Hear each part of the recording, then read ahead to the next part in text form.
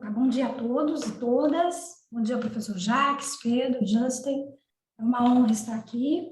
Estamos contentes por termos chegado até esse ponto de poder apresentar o nosso trabalho. Como foi falado, o grupo é majoritariamente da Unicamp, foi na Unicamp que surgiu essa temática da curricularização da extensão e possíveis indicadores, pensar em indicadores de impacto da curricularização. Mas nós tivemos adesão de outras instituições. Então, nós somos de 5 instituições. Eu mesma sou a moderadora do grupo. Durante todo o curso, eu estava vinculada à Unicamp. No momento, não estou mais, como a professora Beth falou no início. Agora estou vinculada à USP, ao Instituto de Estudos Avançados. Então, vamos lá. Começando com a nossa apresentação. Então, o trabalho vai ser apresentado por mim e pela Ana Carolina, da Unicamp. Bom, nós começamos com uma pergunta, né? Foi o que deu start para o nosso trabalho. Como monitorar e avaliar o impacto da proposta de curricularização da extensão? Nós usamos curricularização, mas também algumas instituições preferem usar creditação da extensão. Quais são os objetivos, então, deste trabalho? Proposição de indicadores de monitoramento e avaliação dos impactos da curricularização da extensão e, por meio, esse caminho foi construído por meio da teoria da mudança. Então, também o objetivo secundário é a sugestão de uso da teoria da mudança como uma metodologia para se propor indicadores de impacto, resultado, para diversas metas. Bom, começando então. Qual que é a importância de se pensar em avaliar a acreditação ou curricularização da extensão? Ela é obrigatória, ela já existia no Plano Nacional de Educação anterior, mas ela somente foi regulamentada em 2018, com a resolução número 7 do MEC, que, então, trouxe todos os princípios e diretrizes para a realização da curricularização.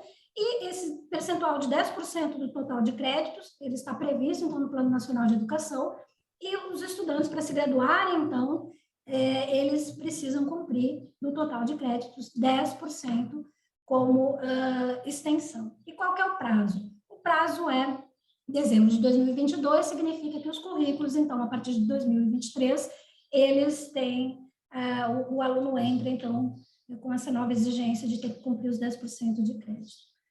Começando, então, com o conceito de extensão que está na resolução. Este conceito de extensão, digamos assim, é um conceito aprimorado do que o FORPROEX já tinha estabelecido na sua Política Nacional de Extensão de 2012. É muito parecido, mas uma visão um pouco mais ampliada, coloca que a extensão na educação superior brasileira é atividade que se integra à matriz curricular e à organização da pesquisa, se constitui um processo interdisciplinar, político, educacional, cultural, científico, tecnológico, e que ele deve promover a interação transformadora entre as instituições de ensino superior e outros setores da sociedade por meio da produção e aplicação de conhecimento, e deve estar permanentemente articulado ao ensino e à pesquisa. Aqui nós trazemos o artigo 5º, que a partir do artigo 5º são expostas, então, as diretrizes, os princípios, começamos com as diretrizes, e essas foram também as diretrizes para o nosso trabalho. Quais são as diretrizes, então, da extensão e dessa agregação da extensão aos currículos? Interação dialógica da comunidade acadêmica com a sociedade, formação estudantil cidadã, interprofissional e interdisciplinar, mudanças na própria instituição e nos demais setores da sociedade, então deve impactar todos os envolvidos. Articulação entre ensino, extensão, pesquisa, então um processo pedagógico único, interdisciplinar, político, educacional, cultural, científico, tecnológico e de inovação. Bom, aqui estão postos os 3 atores principais ou as 3 dimensões de avaliação com as quais nós trabalhamos. O estudante, né, a instituição de ensino superior e a sociedade. Qual que é a lacuna que nós identificamos? Então, por que resolvemos trabalhar com essa proposta? Falta um modelo que indique os caminhos lógicos de mudança para o monitoramento da avaliação, incorporando, então, a gente trabalhou com indicadores que já existem, mas qual a diferença entre a nossa proposta e a proposta do FORPROEX de 2017? O FORPROEX trabalhou com o conceito de extensão do artigo 3 que eu apresentei para vocês, né? Ele trabalhou com o conceito de extensão que foi previsto na Política Nacional de Extensão, do FORPROEX, e ele trabalhou apenas com a transformação da sociedade e da instituição. Ele não trabalhou com esses 3 atores, então ele não parte do princípio da transformação a partir da inserção da extensão nos currículos. Ele pensa na extensão como um todo. E os indicadores também, eles são de insumos, processos, produtos e serviços, na verdade, eles são indicadores de desempenho. O próprio FORPROEX, então, pontuou que não trabalhou com os impactos. No entanto, nós entendemos que esses indicadores, eles são um ponto de partida para que nós pudéssemos pensar, então, num caminho de construção de indicadores de avaliação de impacto, que são os resultados dos resultados. Então, agora, a partir daqui, eu passo a palavra para a Ana Carolina, que vai apresentar o restante do trabalho. Obrigada. Bom dia, pessoal. Dando continuidade à apresentação da Ana Maria, para identificar e mensurar os possíveis impactos da curricularização da extensão, nós utilizamos, então, a teoria da mudança. Na prática, a teoria da mudança ela é um processo de análise das relações entre supostos, insumos, produtos, resultados, impactos e seus indicadores. Por meio de um encadeamento lógico, a abordagem permite, então, identificar os recursos e as atividades que contribuem para alcançar os impactos pretendidos. Nós, então, ilustramos a teoria da mudança em fluxogramas, que representam a sequência das mudanças esperadas para o processo de curricularização da extensão nas instituições de ensino superior brasileiras. O mapeamento dos possíveis impactos contempla, então, o que a Ana Maria comentou, as 3 partes interessadas nessa mudança: os estudantes, as instituições de ensino superior e a sociedade. Aninha, pode passar, por favor. Operacionalmente, para a construção da teoria, nós, enquanto grupo interdisciplinar, composto por atores de diferentes realidades institucionais e com diferentes experiências com a temática, partimos de questões disparadoras ou questões provocativas, né? Quais impactos esperamos, quais condições estão postas, quais os resultados esperados, quais insumos são necessários e quais os riscos envolvidos nesse processo. Pode passar, Aninha, por favor. A gente vai, então, apresentar brevemente o resultado do fluxograma da mudança sob a perspectiva do estudante, das instituições de ensino superior e da sociedade. Aqui a gente está vendo o primeiro fluxograma, que é dos estudantes. Para a construção dos fluxogramas, é isso, Aninha, nós utilizamos o método mapeamento reverso, ou seja, a gente partiu do impacto pretendido ali no canto direito, no caso aqui a formação cidadã e o protagonismo estudantil, passamos pelos indicadores de resultado de médio prazo, que estão aí representados nas cores rosa, depois pelos indicadores de resultados de curto prazo, ali em azul, em direção às atividades realizadas ou planejadas pela intervenção. No próximo fluxograma, o que vale aqui destacar é que, da perspectiva das instituições de ensino superior, nós esperamos que a inserção da extensão nos currículos de graduação gere, no longo prazo, maior engajamento social, representado ali no campo à direita. No caso da sociedade, o impacto previsto é o desenvolvimento econômico e social situado e sustentável. Pode passar, Aninha, por favor. Nós também previmos no nosso modelo que os resultados e impactos, eles podem não ser alcançados caso se confirme algumas percepções de risco. E é justamente isso que quisemos representar com essa matriz, que ela ilustra, então, uma prospecção de riscos e o grau de impacto desses riscos, baixo, médio e alto. Portanto, a gente elencou aqui vários recursos humanos, físicos, tecnológicos, como fatores críticos. Por exemplo, sistemas informatizados de gestão, capacitação, alocação de recursos, dentre outros fatores. Sobre quem monitora, quem deve monitorar a mudança e quando, a avaliação externa deve caber ao INEP, e nós propusemos também a composição de uma comissão de avaliação, formada por representantes das pró-reitorias, membros da comunidade acadêmica e da sociedade civil. Sobre quando, nós consideramos que a curricularização da extensão, ela deve ser concluída, sabendo, né, que a curricularização deve ser concluída até 2022, sendo aplicada nos currículos em 2023, nós sugerimos que o processo de monitoramento e avaliação seja iniciado no decorrer de 2024. No entanto, em se tratando de uma proposta aqui flexível, o prazo pode ser estabelecido conforme a capacidade de cada instituição. Para que o modelo proposto ele possa ter maior alcance e difusão, sugerimos que a comunicação se dê entre as diversas partes interessadas por meio da realização de fóruns, na forma de painéis visuais e notícias em sites institucionais e em relatórios de gestão e outros tipos de documentos institucionais. Bom, para concluir, nós apresentamos com o nosso trabalho, como resultado do nosso estudo, uma teoria da mudança para a curricularização da extensão com 3 dimensões de análise: estudantes, instituições de ensino superior e sociedade, apresentando, então, 10 resultados de curto prazo, 12 de médio prazo e 21 indicadores de desempenho. Esses elementos estão colocados na forma de um caminho para se atingir os impactos esperados com a curricularização da extensão.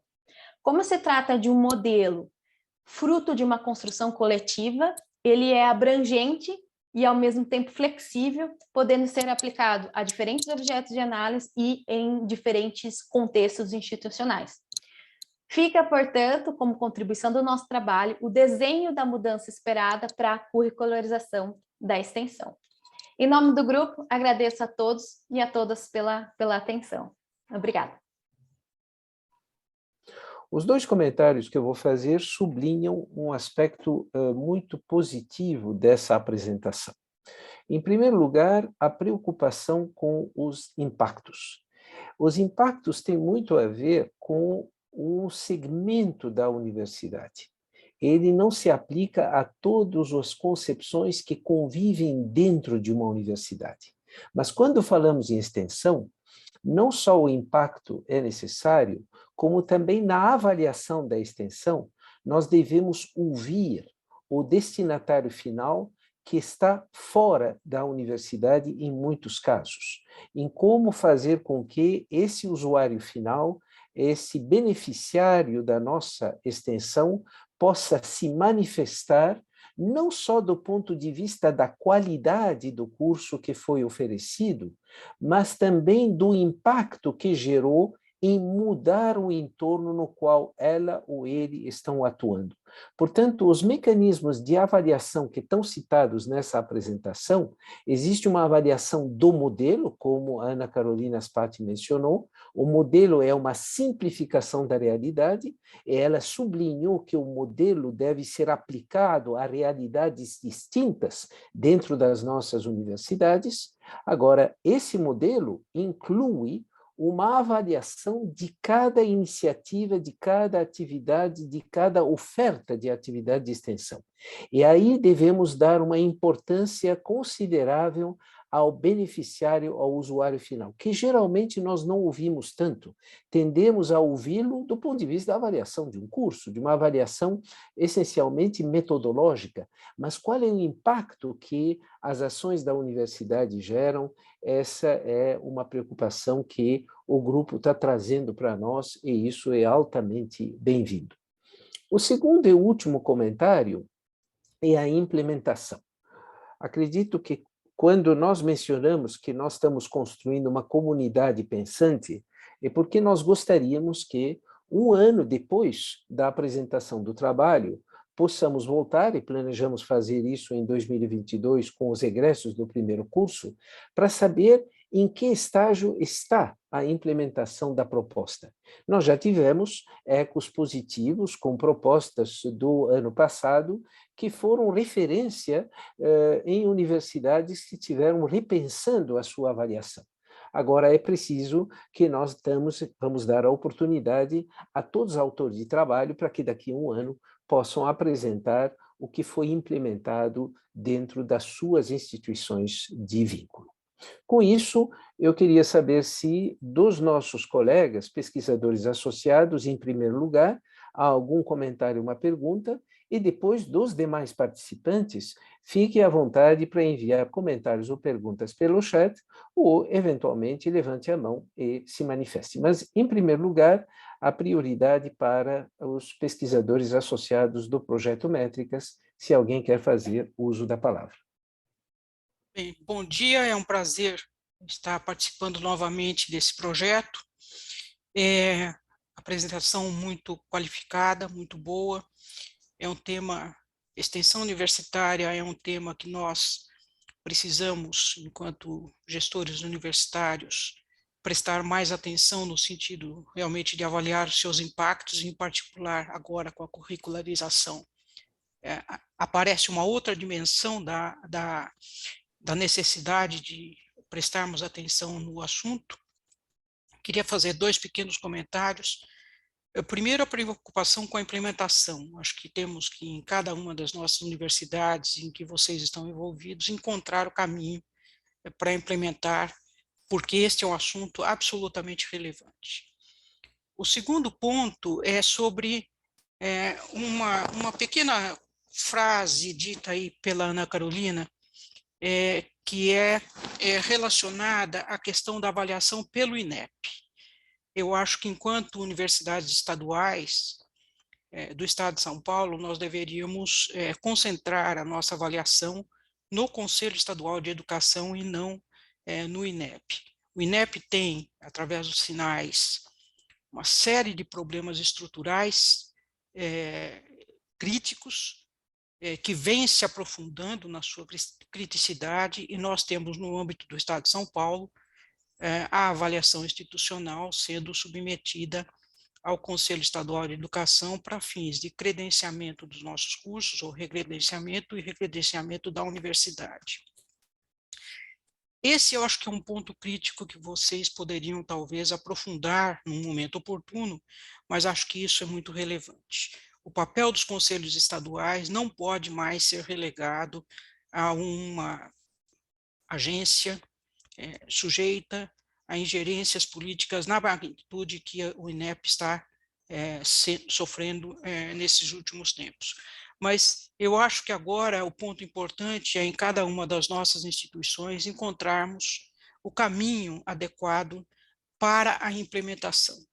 E acho que os escritórios de dados já institucionalizados podem ajudar. E essa seria a minha sugestão, em particular no caso da Unicamp, que isso fosse feito ou articulado, né, com o escritório de dados, porque extensão universitária passou a ser um tema da maior relevância.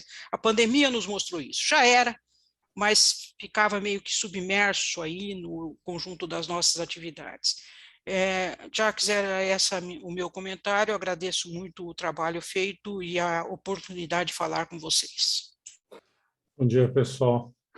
Eu não consegui assistir todo. Eu acho que essa questão toda, o que a Teresa falou, acho que está correto. Quer dizer, a gente está numa situação hoje no Brasil em que interlocução com o Ministério da Educação e com o INEP, apesar de que nós sabemos tem um grupo de técnicos, de profissionais do INEP altamente qualificados, que a gente pode acessar em certas situações, mas não institucionalmente. Eu creio que há uma dificuldade. Eu imagino, eu não estou participando de nenhuma administração, mas imagino a dificuldade que deve ser hoje você tratar com essas questões com o Ministério da Educação. As federais provavelmente sabem isso de uma forma, veem isso de uma forma muito mais acentuada, né? Eu acho que é importante esse assunto da extensão, todas as coisas. Eu acho que tá indo muito bem. Eu parabenizo o pessoal, né, pelo que eu pude ver, e também das coisas que eu li, né, dos trabalhos, etc. Tá indo muito bem o curso, Jacques. Rapidinho, só a respeito do que a professora Teresa mencionou, nós trabalhamos isso, né? Não fizemos essa discussão crítica sobre os conselhos estaduais de educação, mas nós mencionamos no trabalho que a própria resolução coloca que cabe ao INEP para as instituições federais. Não menciona sobre as outras instituições, mas nós mencionamos o trabalho que, então, para as estaduais, para as outras instituições, que estariam sob a jurisdição dos conselhos estaduais, então caberia ao conselho estadual, embora a gente não tenha feito uma discussão crítica sobre problemas, mas isso está proposto no trabalho, sim. Só isso. Obrigada. Perfeito. O primeiro, parabenizar pelo trabalho, pelo desafio de encampar a questão de desenvolver essas métricas. A gente sabe que, apesar da questão da acreditação ser algo que está aí desde 2014 e já tem alguns vislumbres dela anteriormente, recentemente que a gente foi, vamos dizer assim, cobrado realmente, ser pegado pelo chifre para desenvolver em todas as instituições, e aí a gente acaba sendo levado àqueles problemas da extensão que são históricos, de realmente como desenvolver essas métricas, como entender realmente que as ações de extensão têm o seu impacto, como avaliar isso junto às comunidades que a gente trabalha, avaliar esses dois pontos do processo e realmente, como a gente está em destaque, a gente tem que tomar o cuidado para quê? Para que a extensão não seja desvirtuada, né, e vire só daquela, voltar às raízes dela de um assistencialismo exacerbado, né? Nossa, nós da universidade vamos levar o conhecimento para a sociedade sem que haja essa troca. E esse desenvolvimento de métricas, tudo é nosso maior desafio agora, para que realmente a gente saia do campo da nossa extensão é bonita, extensão é legal, tudo, e a gente consiga apresentar, olha, ó, são esses os resultados, esses são o impacto na formação dos nossos alunos, né, dos nossos egressos e também da própria instituição. Então, parabéns pelo trabalho, viu? Eu gostei bastante da apresentação e quero ver mais coisas depois. Muito obrigado, professor Jardel. O comentário do professor Jardel nos leva a sublinhar a extensão também como fonte de aprendizagem para a universidade. A ideia que a extensão é um caminho unidirecional da universidade para fora, para quem pratica extensão, rapidamente vai entender que a extensão feita em relação à sociedade também é uma forma de aprendizagem, e o caminho é inverso. É a universidade que se beneficia com a prática daqueles que estão fora dela. E com isso, o professor que se engaja em extensão, a professora que está engajada num projeto de extensão, sai certamente enriquecido quando convive com a comunidade externa da universidade.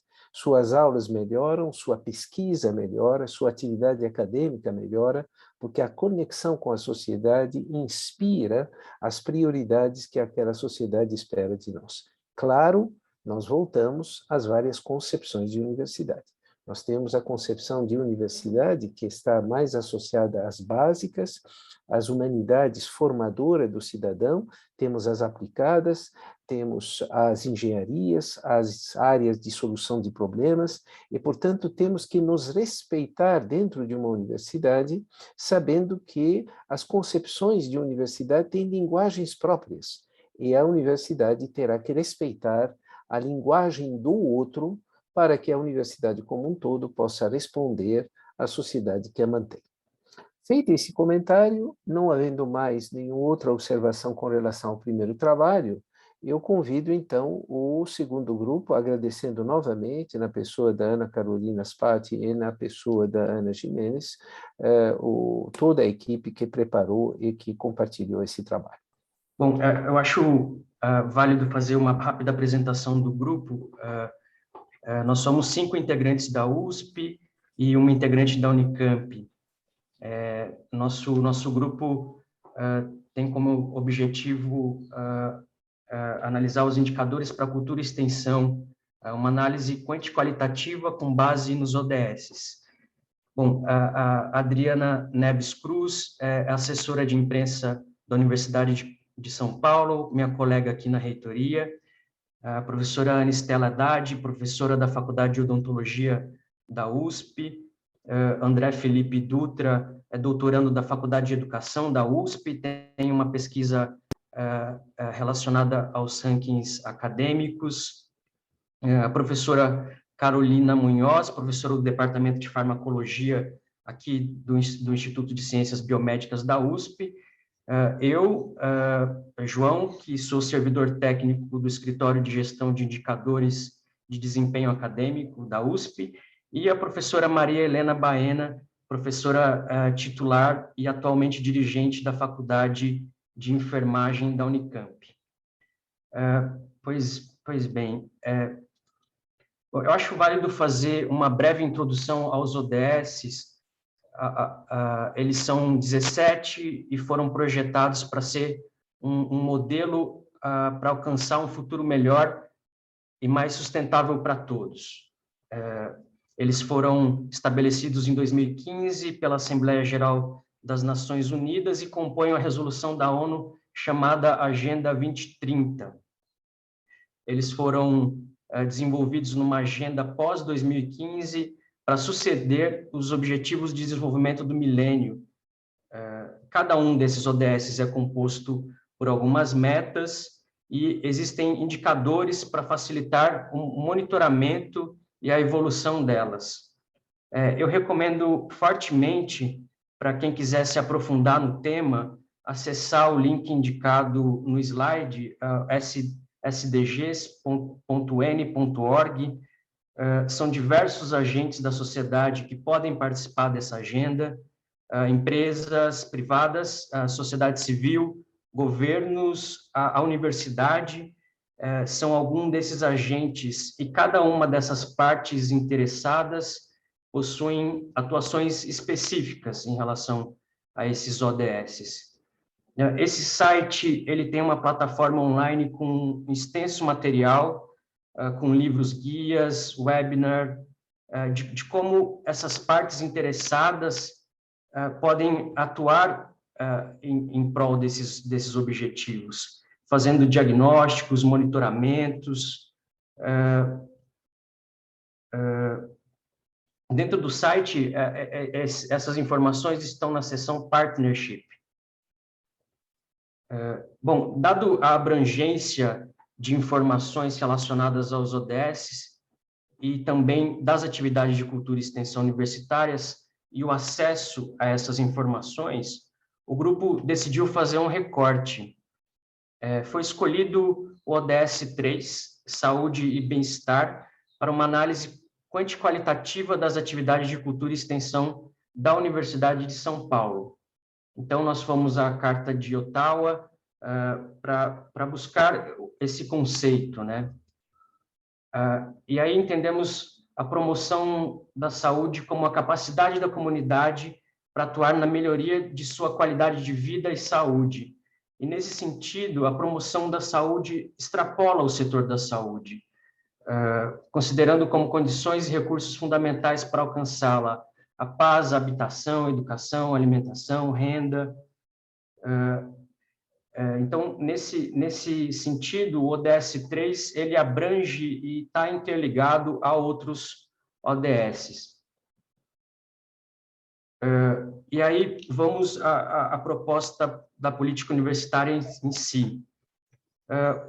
O grupo procurou responder ao direcionamento dado pela coordenação do curso, o que transformar com um plano de política institucional. Bom, transformar a comunicação foi uma escolha unânime do grupo. E aí nós entendemos a comunicação a partir do interesse público, para o despertar da consciência dos cidadãos sobre seus direitos e, dessa forma, o fortalecimento da participação social e da democracia. Vale lembrar que as fake news, conforme vivenciamos, tornaram-se uma arma constantemente utilizada para desorientação. E, conforme declarado pela OMS, o surto de Covid-19 e a resposta a ele têm sido acompanhados de uma enorme infodemia, um excesso de informações, algumas precisas e outras não, que torna difícil encontrar fontes idôneas e orientações confiáveis quando se precisa. Bom, e por que transformar a comunicação das atividades de cultura e extensão universitária? Primeiro, garantir a difusão dessas informações para que as pessoas tenham acesso a acessar essas atividades. Um segundo motivo é que a universidade é constantemente questionada sobre a utilização dos recursos provenientes do Estado. Além da transparência necessária exigida por lei, a extensão pode ser uma importante ferramenta de prestação de contas, promovendo um elo de aproximação com a sociedade. Como consequência disso, pode-se esperar maior engajamento da população nas atividades de cultura e extensão, ampliando, inclusive, as condições de captação de recurso. Esse foi o caso do USP Vida, uma grande campanha promovida pela USP para arrecadação de recursos destinados ao desenvolvimento de pesquisas sobre a Covid.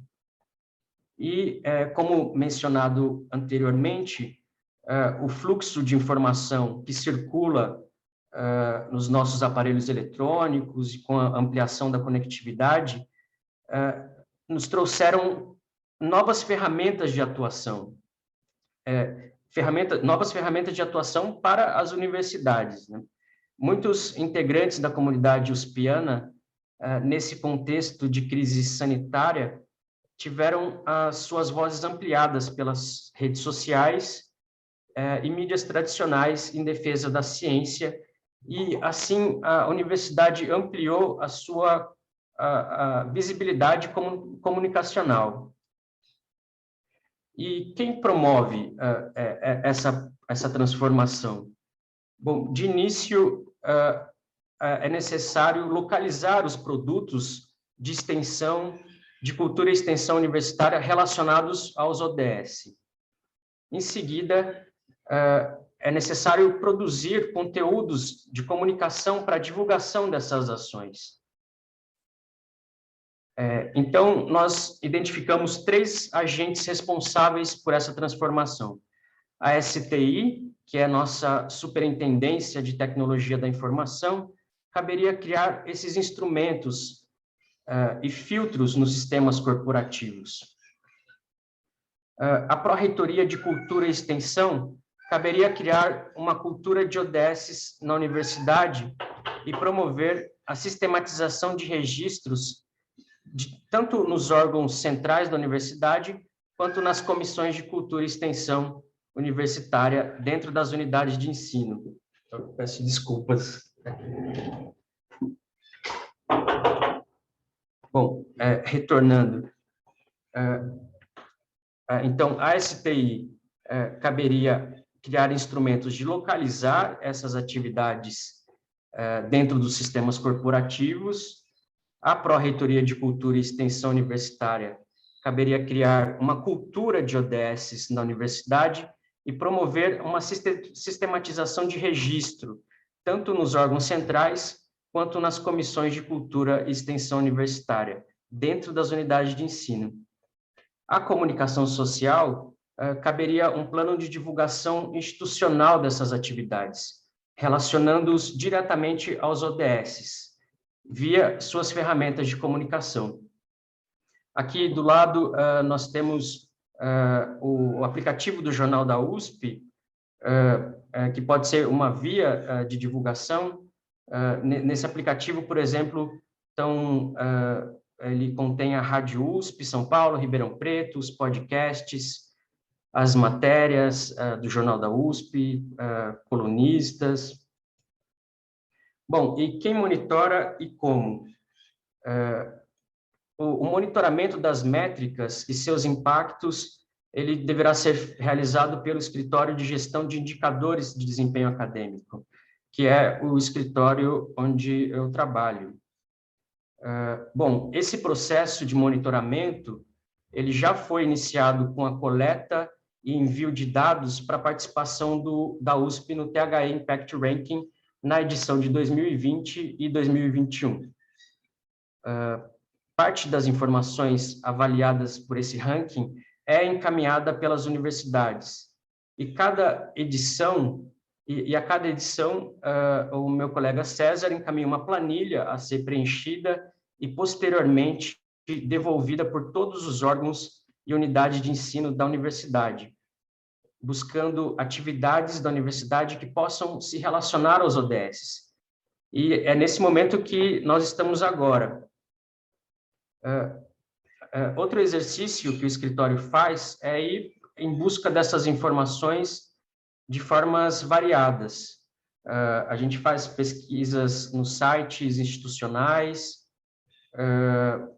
e busca de variadas formas. Por exemplo, outro dia nós verificamos que a comida que é preparada no restaurante universitário e não é utilizada, ela em seguida é doada e distribuída.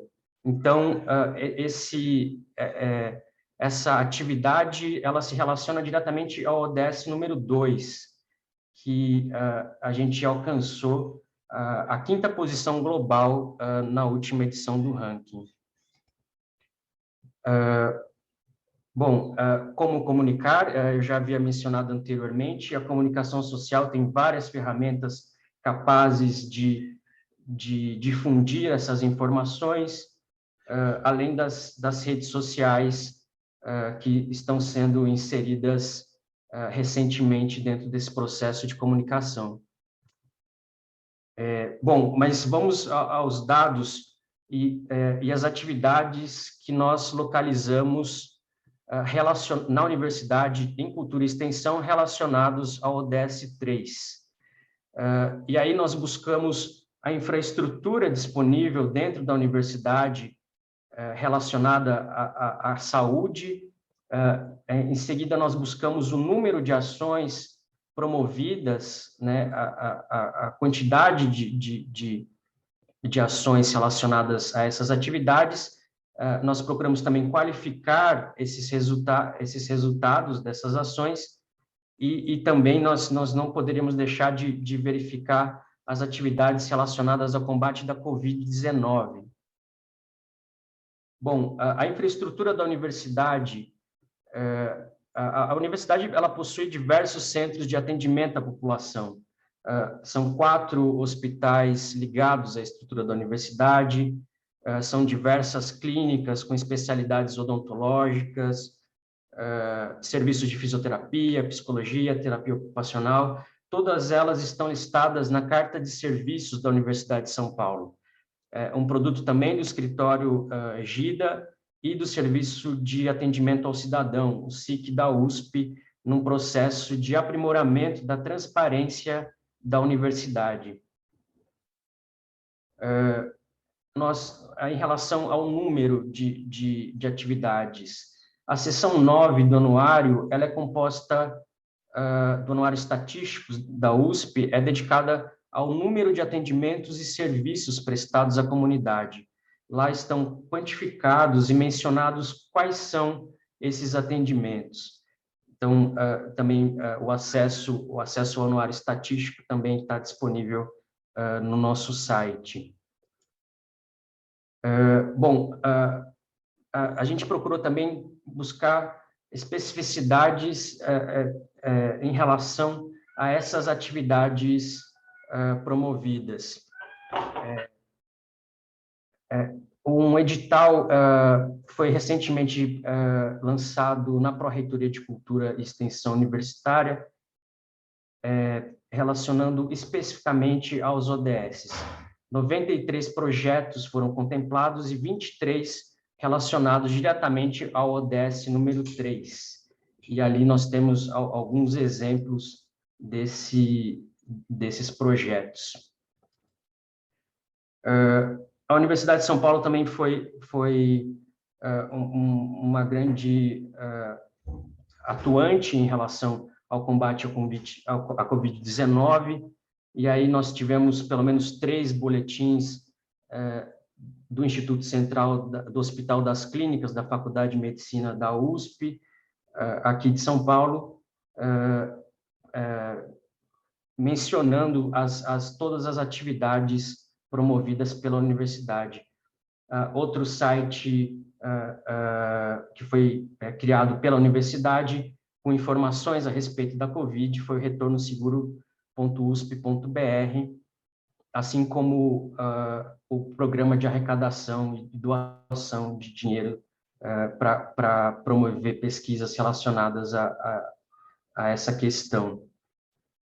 Eu não podia deixar de terminar sem uma singela homenagem aos trabalhadores da saúde da Universidade de São Paulo, que atuaram bravamente nesse processo que ainda estamos vivenciando, sem deixar de lembrar os profissionais que perderam sua vida em prol da coletividade.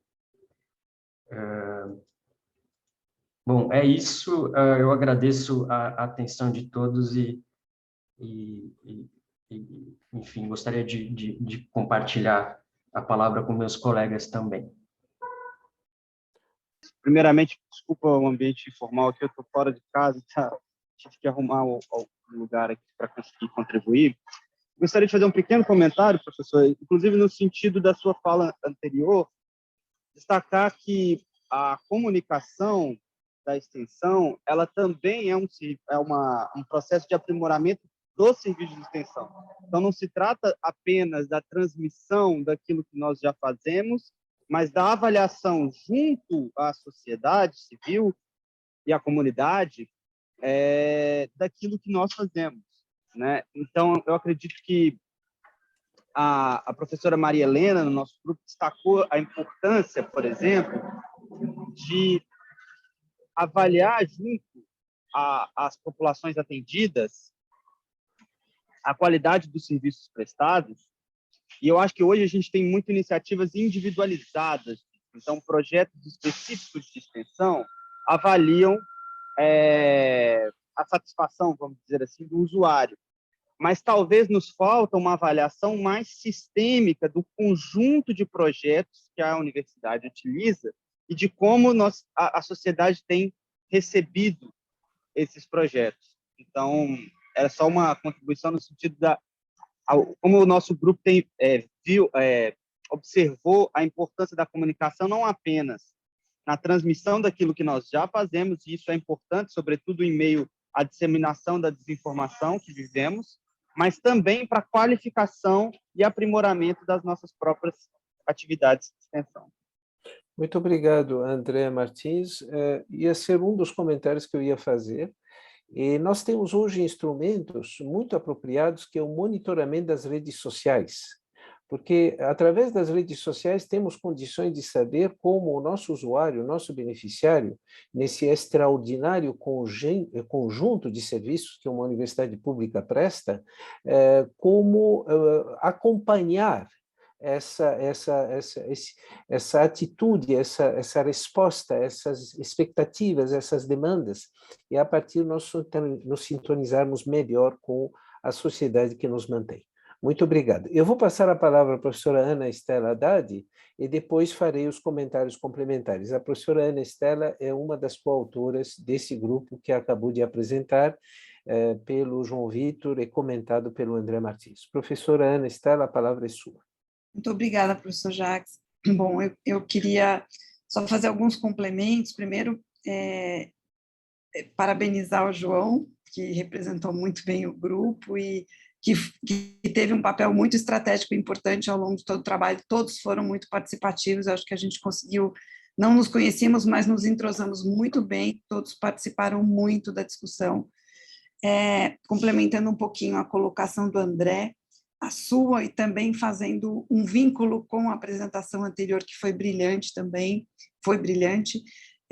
dizer que, de um lado, a complexidade de se avaliar o conjunto de atividades de cultura e extensão de uma universidade de grande porte, de qualquer universidade, mas de grande porte como a USP, é muito grande, né? Então, nesse sentido também, a gente acabou optando por fazer um recorte e optamos escolher um ODS e, a partir desse ODS, fazer esse recorte, né?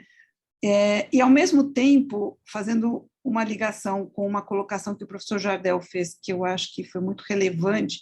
Primeiro, a grande relevância do trabalho anterior, quando propõe um modelo de avaliação para a cultura e extensão, que eu acho que é a área mais complexa e ainda que talvez a gente tenha percorrido menos no sentido de ter um modelo de como avaliar, né?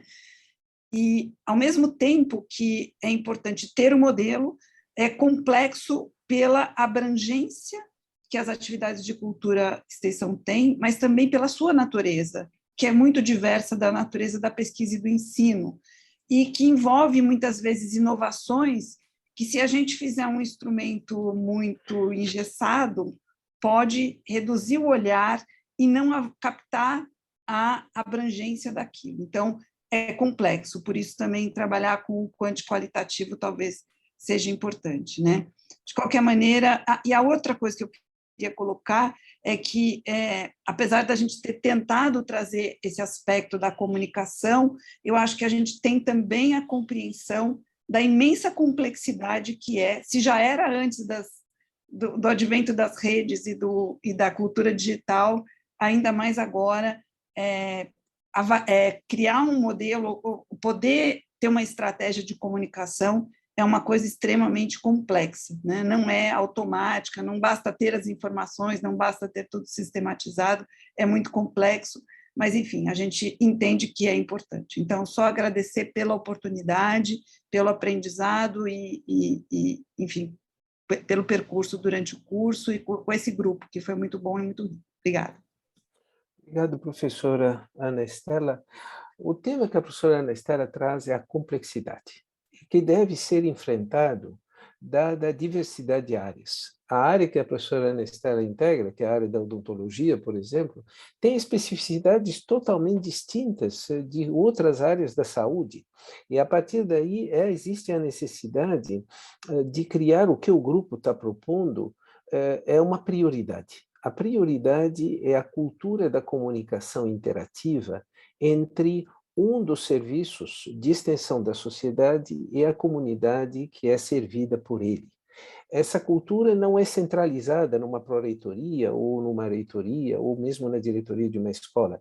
Isso, da mesma forma que nós estamos preocupados todos na universidade com a qualidade do ensino, a publicação de um artigo, deveremos integrar nessa própria cultura essa prioridade para uma atividade de extensão que podemos chamar responsive, quer dizer, capaz de responder e atender dentro de limitações de recursos, a sociedade que vai nos trazer conhecimento, veja que ela traz conhecimento, e ao mesmo tempo atendemos a sua necessidade, e com isso a universidade responde. Temos no Covid, na crise sanitária, um excelente exemplo. Mas aí ficou claro que a prioridade da sociedade esteve muito presente. Então, a universidade sabia muito claramente aonde deveria fazer convergir todos os seus recursos.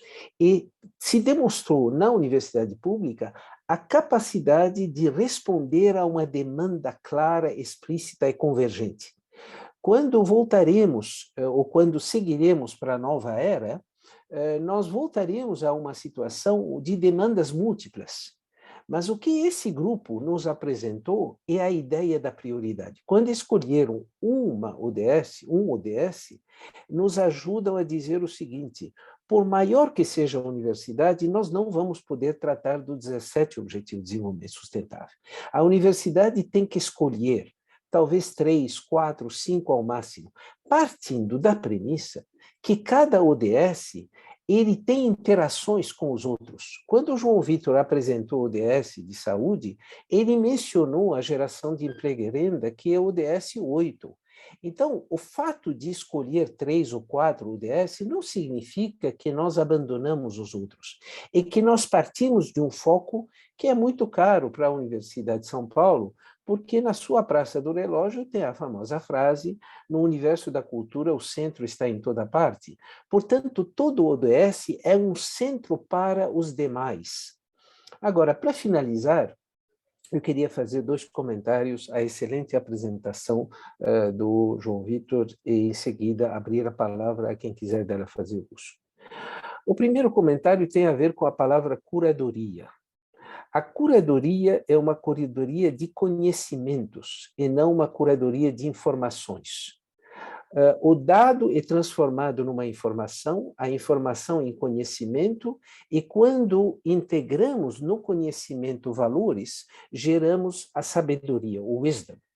Então, convém nós falarmos em curadoria de conhecimento, que é um dos temas mais importantes nessa era de transformação digital, porque tendemos a ignorar a importância da curadoria do conhecimento acumulado ao longo de séculos, se não de milênios. E tendemos a olhar, através do conteúdo digital, tudo que deve ser priorizado hoje. Devemos evitar esse abandono do que é acumulado e que está nas nossas bibliotecas e que deve ser cultivado simultaneamente com a entrada na era digital. A biblioteca deveria ser a porta de entrada tanto do presencial como do digital. E devemos dotar os profissionais que trabalham nessa área de conteúdos para lidar com esses dois conteúdos, especialmente como nós vamos assegurar a perenidade do conhecimento duradouro que está digitalizado. Então, essas são preocupações e tem a ver com a palavra que, com muita propriedade, esse grupo escolheu, que é a palavra curadoria. O último comentário tem a ver com a relevância dessa apresentação. Essa apresentação se aplica a todas as universidades, na medida em que o tema da extensão se tornou, no momento da crise sanitária, a principal motivação de defesa da universidade pública. As 3 universidades estaduais vivenciaram essa defesa em 2020. Em grande parte, as nossas universidades preservaram seus recursos em função dessa defesa feita pela sociedade em 3 universidades que souberam, no Estado de São Paulo, além das federais, responder às expectativas da sociedade. Por isso, eu queria cumprimentar o grupo e agora dar a palavra aos pesquisadores associados e depois aos demais participantes. Bem, eu queria cumprimentar a apresentação de vocês, um trabalho belíssimo, e queria destacar alguns pontos que me parecem fundamentais. O João citou uma coisa importante, né? Fui buscar a informação no anuário estatístico, fui buscar a informação no site da Pró-Reitoria ou no restaurante universitário e assim por diante. E vinculei essa produção existente, né, a uma ODS de modo a apresentar, né, a produção da universidade que já existe. E aqui juntar esse comentário com o comentário do professor Jacques, a importância da universidade pública e da produção do conhecimento em todas as áreas e em diferentes finalidades, né? Da pesquisa básica à pesquisa aplicada em todos os campos do conhecimento. Eu acho que aqui tem um ponto que talvez seja um grande mérito da metodologia que vocês utilizaram, né? Parto das ODS, escolho uma delas e vou buscar a minha produção, de modo a apresentar esse resultado, com uma outra estratégia de organização. Ao invés de publicar no anuário estatístico, nos índices de produção da área da saúde, faço isto, mas também faço uma outra forma de comunicação. Então, eu acho que aqui talvez seja uma dica importante, fruto desse trabalho que vocês fizeram, extremamente qualificado, que é a comunicação. E acho que a comunicação ela tem que ser não só transformadora, mas ela tem que se transformar. Nós aprendemos ao longo dos últimos 20 ou 30 anos um tipo de comunicação que perdeu a sua validade na sua forma atual. Não no conteúdo, mas na forma. E essas estratégias as nossas universidades têm que fazer e buscar fazer cada vez mais. Então, parabéns pelo trabalho, eu acho que realmente de uma qualidade extremamente fundamental para as nossas universidades, e acho que aprendemos algumas coisas com ele, né? Entre elas, essa questão da organização da informação para diferentes stakeholders, né? Eu acho que essa é uma coisa que ficou aqui do aprendizado. Obrigada, gente. Bom dia a todos. Inicialmente, eu gostaria de parabenizar os integrantes, não só desse trabalho, do anterior também. Com relação à abordagem, né, eu gostei muito, eu acho que a questão aí dos impactos sociais, né, a extensão, ela traz para a gente um universo riquíssimo, né, puxando um pouquinho aí, né, os comentários da professora Tereza também, a importância da universidade em detectar, né, esses pontos de contribuição e oferecer, né, parcerias e soluções.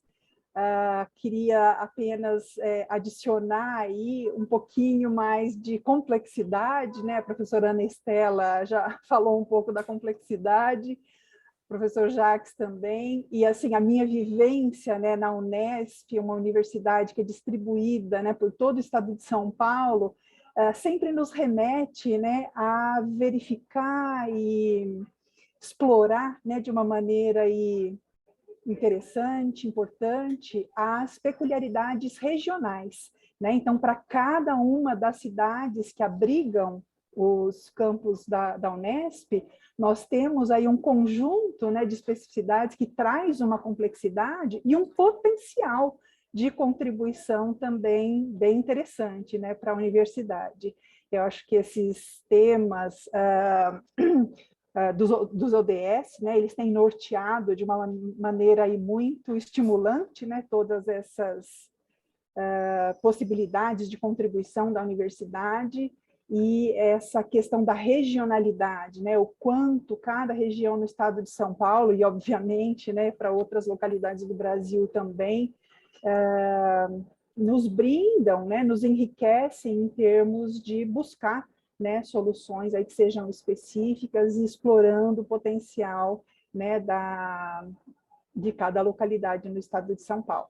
Gostaria de reforçar aí os parabéns, né, e manter, né, esse alerta aí para a questão das regionalidades que trazem complexidade, mas trazem também, né, oportunidades para a universidade atuar e impactar, né, positivamente a sociedade. Obrigada. Obrigado, professora Dulce. O seu comentário, adicionado com os comentários anteriores, recomenda que, na preparação de uma iniciativa de extensão, já seja incluída no seu planejamento o impacto esperado, quer dizer, é no planejamento de uma iniciativa de extensão que já deve se pensar, e não depois que foi realizada verificar qual é o impacto gerado, mas já na fase de concepção incorporar as métricas de impacto que serão utilizadas. Muito obrigado. Andy Gombert. Bom dia, professor Jacques, bom dia, colegas. Eu queria aproveitar só para fazer mais alguma colocação, na verdade, colocar alguns comentários sobre a questão da extensão. Eu faço parte do núcleo docente estruturante da Faculdade de Engenharia de Alimentos, da Unicamp, né? E eu estou me lembrando agora do primeiro evento que eu participei de métricas, lá na Unesp, da Barra Funda de São Paulo, professor Jacques, e a principal mensagem que eu levei para casa naquele evento foi a seguinte, né? Os rankings internacionais, eles são extremamente imperfeitos, mas eles têm o mérito de colocar o bode dentro da sala. Quer dizer, eles nos tiraram da zona de conforto, né, e nos obrigaram a tomar alguma atitude em relação a quem somos nós, o que estamos fazendo, precisamos comunicar melhor com a sociedade. Eu não sei se eu levei a lição, como é que eu vou dizer, a take-home message correta para casa, mas eu me lembro disso até hoje. E eu acho que a curricularização da extensão, que agora se tornou obrigatória, né, é também uma espécie de bode colocado na sala. Então, nós temos que tomar alguma atitude em relação a isso, né? E o NDE da FEA está trabalhando intensamente para decidir como implementar isso. Inclusive, nós estamos vendo já iniciativas da Pró-Reitoria de Graduação da Unicamp, tentando interagir as diferentes unidades da universidade, o que é muito bom.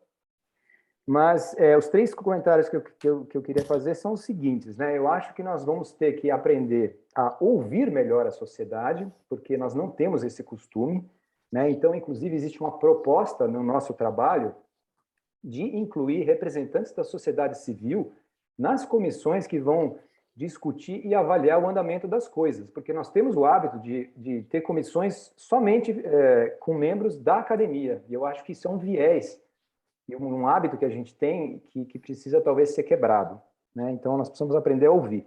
O segundo ponto é que nós vamos ter que aprender a integrar melhor pesquisa, ensino e extensão, né? Isso tudo está previsto, muito bonito na legislação, etc., mas o que eu vejo na prática são ações individuais e desarticuladas, né? O que nós temos hoje. Então, eu acho que um desafio vai ser conseguir integrar as atividades nessas 3 dimensões. E, por último, talvez uma provocação que eu gostaria de fazer, né? Eu tenho participado de muitos concursos dentro da faculdade, porque eu sou um dos únicos docentes que não tem conflito de interesse. Eu acho que ainda existe um certo preconceito dentro da comunidade com os colegas que atuam fortemente em extensão, né? Esse colega ele não tem produção científica. Então, eu acho que nós temos que começar a pensar em dar valor para as atividades de extensão, né?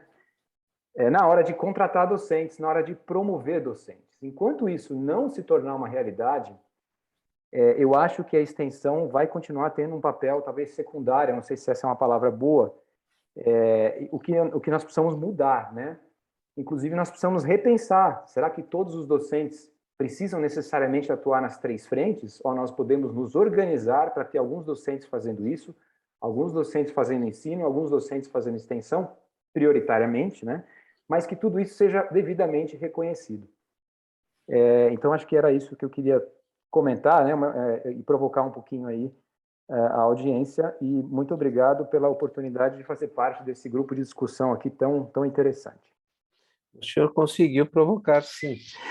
Sobre os seus 3 primeiros comentários, o take-home do encontro no Instituto de Física Teórica da Unesp, ouvir e integrar, nada a comentar, eu só posso endossar plenamente isso. Com relação ao terceiro, também é um tema muito importante, eu só deixaria como nota de rodapé a extensão como fonte de sistematização do conhecimento. Quer dizer, o senhor tem toda a razão em dizer precisamos valorizar a extensão, isso é algo que deve ser feito. Agora, a extensão não pode ser um fim em si, mesmo que ela ouve a sociedade. Eu quero sublinhar o comentário que o professor Gombert fez sobre integrar a sociedade dentro dos nossos colegiados, dentro dos nossos conselhos, dentro dos espaços de deliberação, isso é muito saudável. Agora, a extensão pode ser também uma fonte de sistematização do conhecimento.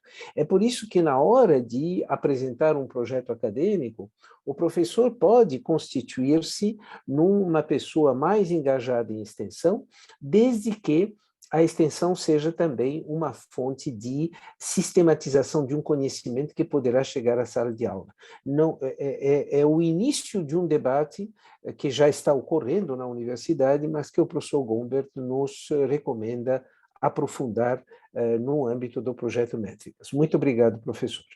Bom, obrigado, professor Jacques, pela palavra, pela oportunidade. Queria também parabenizar os 2 grupos pelas apresentações muito interessantes e também as discussões que vieram na sequência, né? A minha questão é voltando um pouco, né, nesse segundo grupo, em relação aos ODSs, que é uma preocupação que eu já venho externando em algumas oportunidades, inclusive com o professor Jacques, em relação, primeiro, a essa sistematização, né, de como sistematizar as informações de extensão, e no caso específico, né, da divulgação de ciência, que foi comentado por esse segundo grupo, me preocupa um pouco essa questão, principalmente relacionadas às ODSs, como forma de valorização nos rankings, por exemplo, no Impact Rankings, onde essas informações são produzidas pela própria universidade. Então, assim, primeiro, como a gente deve sistematizar essas informações para que a gente tenha dados palpáveis? O professor Jacques fez um comentário inicialmente sobre a questão dos registros feitos nas redes sociais, mas me preocupa um pouco em que as universidades podem se tornar produtoras de informações visando rankings simplesmente pela questão, como se o ranking fosse uma questão fim, ao invés de ser uma consequência das ações da universidade que ela programa como sua missão. Então, assim, como que a gente faz para não fugir disso? Né? Eu acho que é muito perigoso a gente começar a usar essa produção de informações visando rankings. Né? Então, assim, quando a gente pensa nas ODSs e no Impact Rankings, onde essas informações vão ser colocadas lá como comprovantes das ações da universidade, é uma linha muito tênue entre a universidade começar a usar isso como uma ferramenta de ranking ao invés de finalidade da atividade universitária. Olá, bom dia a todos e a todas. Eu só queria reforçar, eu faço parte do primeiro grupo também, né? Queria reforçar como a comunicação, né, foi um tema tocado por todo, né, o nosso grupo e também o segundo, como ela é importante. E dizer como a teoria da mudança, que eu sou uma entusiasta do modelo, né, do desenho, como ele pode ser usado, né, nessa, eu chamo até de uma utopia da comunicação dialógica, que a gente tem que fazer, né, aproximando a universidade da sociedade, e como ela está presente tanto na curricularização. A comunicação foi um tema que entrou nos nossos supostos, nas três dimensões que a gente analisou. A comunicação sempre esteve presente, né, como ela é importante, e como ela volta no segundo trabalho como também uma prioridade, e a gente tem que realmente se esforçar para fazer,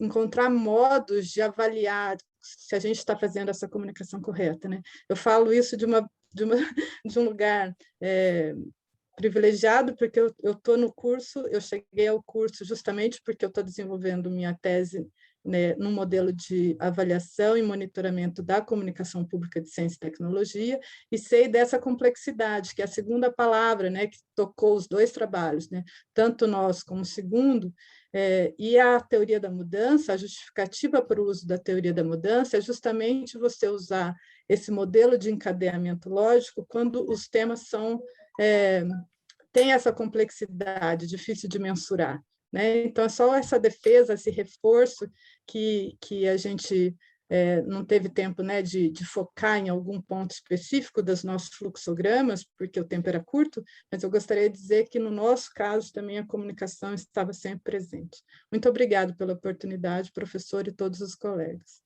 Professora, vou ser bem rápida, eu já falei, mas é só porque a colocação do professor Luciano me levou a também, não sei se os outros membros do grupo, João, Adriana, Carolina, André presentes, gostariam de comentar, mas só para colocar que eu acho que ele traz uma questão muito pertinente, né, que a gente precisa sempre dentro da universidade estar observando, mas que eu acho que também foi muito abordada aqui no curso de diferentes formas, que são as camadas e estratégias do processo de planejamento estratégico da universidade, dela sempre ter um espaço interno e externo, onde ela mira onde ela quer chegar e que transcende diferentes instrumentos. Por isso que também no curso a gente foi apresentado para diferentes instrumentos, até para a gente também ganhar um pouco a ideia e a noção de que eles têm vieses, né?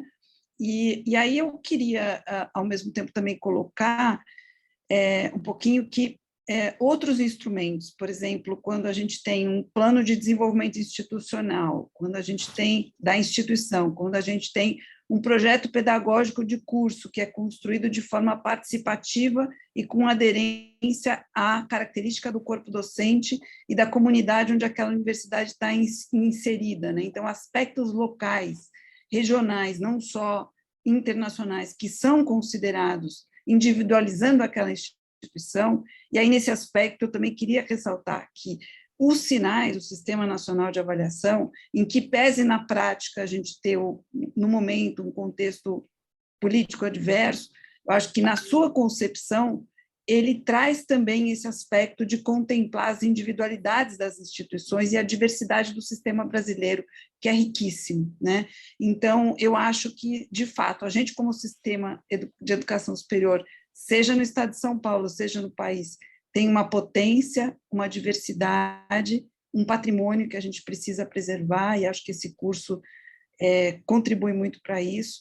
Então, é isso, eu acho que a gente precisa balancear as coisas. E o próprio modelo mais recente da USP, dos projetos acadêmicos, também contempla isso, porque o projeto acadêmico, a gente começa de uma autoavaliação, a gente estabelece justamente essas diferentes dimensões do nosso, e a gente vai ser avaliado a partir disso, né?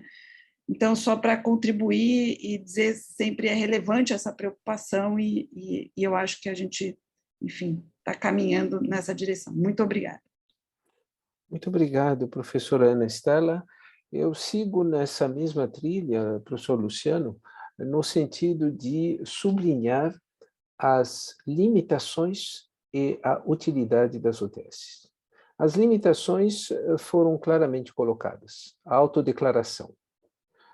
Tem outra limitação, é o fato das 169 metas dos 17 objetivos não serão alcançadas, nem de perto, porque na medida em que nós tivemos uma crise sanitária que não estava prevista, quando as metas foram estabelecidas, logo virão os comentários dizendo, olha, não vale a pena pensar em UDS porque as metas não foram alcançadas e não serão alcançadas em 2030.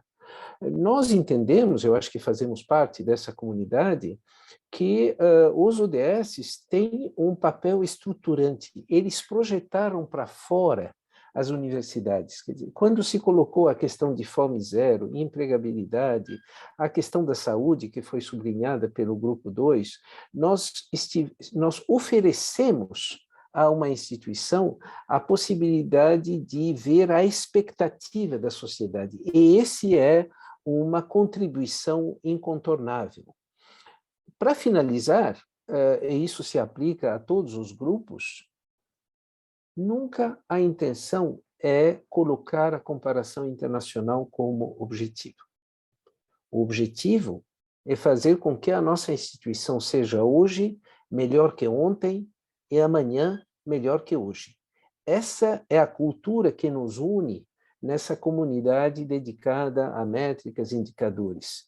A nossa preocupação é a construção do futuro das nossas instituições. Agora, na medida em que existem oportunidades de comparações internacionais, vamos aprender com elas. É a melhor forma de aprender é nós nos integrarmos dentro delas de forma crítica, no sentido de colocar em xeque a própria forma com que essas avaliações são feitas. O THE Impact nasce de uma crítica da comunidade acadêmica. E aí o THE vê nisso uma oportunidade de ocupar um espaço, porque a comunidade acadêmica criticava as comparações anteriores, dizendo que eram comparações sem sensibilidade social. E a partir daí é que vem essa resposta através de um processo que está no seu 3º ano. Portanto, ele é muito recente. Nós tivemos uma discussão recente no âmbito da SBPC, a convite do professor Renato Janine Ribeiro, onde fizemos a crítica ao THE Impact. E qual é o motivo dele não responder de uma forma categórica.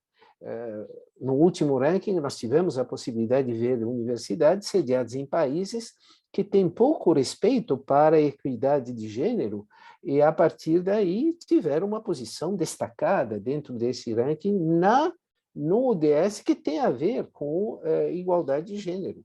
Portanto, existem imperfeições, mas essas imperfeições não devem, de nenhuma forma, nos afastar. Pelo contrário, nós devemos participar e criticar. Eu queria agradecer ao professor Luciano por ter trazido essa contribuição e o comentário da professora Ana Estela, que também vai nessa mesma direção.